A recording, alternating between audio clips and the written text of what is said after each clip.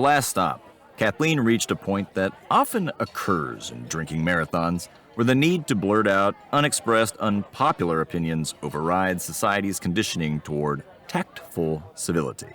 Jesus Christ, David! You spent all your money on the boat before you get out of the States to arrive in Mazatlan, where your only prospect is some fat, sloppy Mexican whose brother owns a few old, beat-up, shitty fishing boats. Ugh!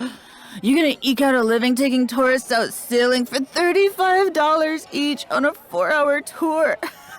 Give me a break! I've never heard of anything so stupid! She had reduced my every effort to get us here alive in a sailboat to idiotic, useless, wasted dreaming.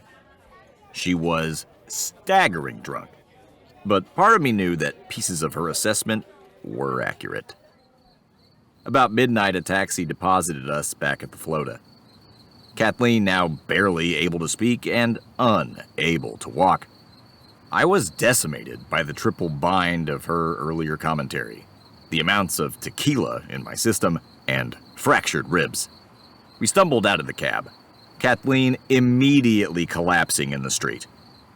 I couldn't begin to imagine how I was going to maneuver her across the distance to the wood plank ramp, then down the rickety ramp and into the dinghy. If I could manage all that, I would have to keep her from falling into the harbor while motoring out to the boat.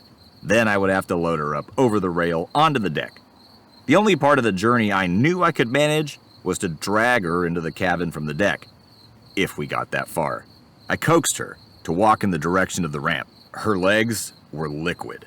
She had no bones. She had no brain, no motor functions.